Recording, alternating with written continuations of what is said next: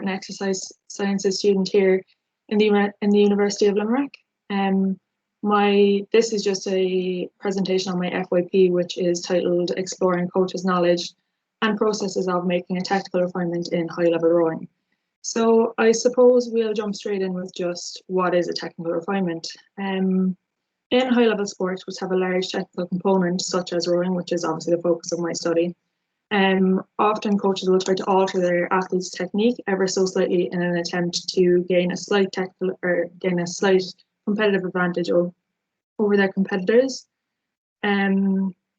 These movements are often deeply ingrained in the athlete, so much so that the technique becomes automatic. So these small changes to long practice but well-learned technique are referred to as technical refinements, and can often prove difficult to implement for coaches with their athletes. Although a vast expanse of research does exist documenting the development or acquisition of skill, much less research has explored this idea of honing a pre-existing skill. In an attempt to combat this, Carson and Collins developed the 5A model, which provides guidance on how to correct learned error in sport.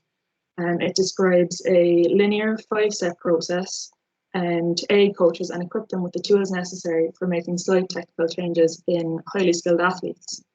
I've included a table here of an explanation of each stage and a few examples of the tool used there on the right-hand side. In a nutshell, the identified flaw after a period of analysis, which is the first stage, is broken down from the pre-existing movement, and the performer is made conscious of it in the awareness stage. From here, the coach will implement various coaching tools and techniques to modify the skill in the adjustment stage, and eventually re-automate the skill. That is to make it automatic again without having to think too much about it in the re-automation stage.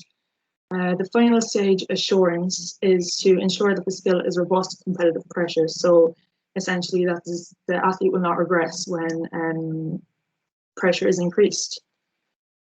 Why are we interested in this, I suppose, is the main question. As I mentioned, there's a dearth of research on the topic of technique refinements, especially surrounding what coaches are specifically doing in practice and where they get their knowledge from. Taken together, past papers have illustrated that coaches display a lack of formal knowledge on best practice regarding technical refinements.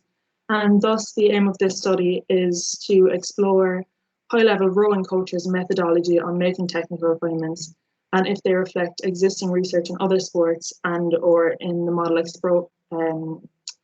proposed by Carson and Collins. I'm interested specifically in rowing because it hasn't been done before, and I have a background in the sport, and I can talk a little bit later if you want me to about how other reasons what makes it particularly suitable. Next, I'll just talk you through the methods employed in this study. This study employed qualitative methods to elicit rich accounts of participant strategies. Semi-structured interviews were set up and conducted on an online platform during the rowing pre-season. Each coach took part in one semi-structured interview, and they lasted on average 55 minutes. Prior to conducting the main interviews, a pilot interview was conducted to confirm the suitability of the interview guide. I've included a table here which goes through the coach demographic information. So as you can see, 6 high-level coaches were recruited based on their coaching experience and level of success. The first criterion was to recruit high-level coaches who had coached to a high level of success at an international level in the past 5 years with Irish crews. You can see from the table that this ranged anywhere from Coupe de la Jeunesse, which is a junior international competition which comprises mainly most of the European countries, right the way up to the Olympics. It was also a requirement to have had experience with making a technical refinement in this time frame, so the past 5 years. All coaches were sourced in cooperation with the national governing body. In terms of data analysis, data were analysed using Braun and Clark's method of thematic analysis. So in the initial phase of the analysis, the audio data were transcribed verbatim, the audio data from the interviews, of course. The interview transcripts were read and reread for familiarization purposes. Items of potential interest were highlighted and identified as meaning units, which there's an example of there on the screen. Succeeding this, these meaning units were coded to generate lower level themes, which were then grouped to form final themes. Themes are then categorized to form final summary of the data. And this is all shown to you here on the screen. You have an example of a meaning unit, makes an initial code, lower level theme into a final theme. Results remain preliminary as this study is ongoing. However, current results are broken up into 3 categories. So there is the extent to which coaches use a systematic approach, coaching tools used to make the refinement, and then sources, coaches of knowledge, or coaches' sources of knowledge even. In general, coaches reported a nonlinear, poorly defined process which varied in detail and specificity.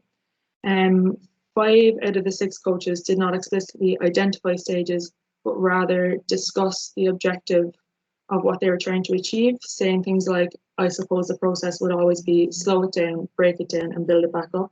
That was from Coach 4. As expected from previous research, the automation and the assurance phases lacked substance.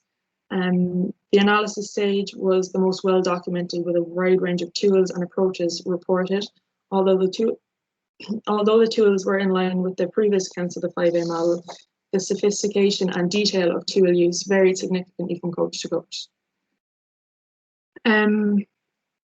That is represented by the following quotes by coaches discussing how to best encourage automaticity. So you can see there that Coach 2 says it's all about reinforcing it, even if sometimes when they're all doing it right.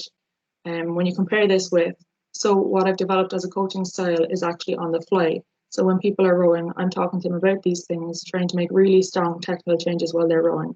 So we're talking about the rhythm, the way their movement patterns are, trying to pick cues about, the boat coming to them, using the horizon, using different things to try and find timing points and all these sorts of things. You can see that Coach 5 accounts for so many more dimensions than simply reinforcing it like Coach 2 suggests. This difference in the depth of explanations is seen across most topics discussed when comparing the higher class coaches to the lower level coaches. One thing which was common to all coaches was their sources of information. Data suggests that coaches display a lack of formal sources of knowledge on best practice. So all coaches express that their knowledge on technical refinements comes mainly from experience. Other sources mentioned included books, the internet, and coaching courses and seminars. Even these upskilling seminars provided by the national governing body provided little information on best practice. All 6 coaches reported little advice given on the matter at these events, as expressed by the quote on screen, which says, on the coaching course, you sort of say, well, here's a video of an athlete. What would you do? What's wrong with that in your opinion? Obviously, because it's a bit subjective. And what would you do to make this change? So it's left open to interpretation of it. You can kind of see from this quote that it's quite subjective. It's kind of left up to the coach. It's clear that there's a need for a more formal and specific coach education on the topic. So just a few concluding remarks. The research presented seems to line up with previous research, although a full comprehensive analysis has not yet been fully completed. The data provide useful insights for rowing coaches faced with the task of making a technical refinement. Based off of these preliminary results, it can be seen that there is a need for further coach education on best practice with regards to technique refinement. Because all coaches did display a general preference for peer or mentor learning, future research should focus on how best to successfully implement this knowledge. And in my presentation, I'll take any questions if anyone has any.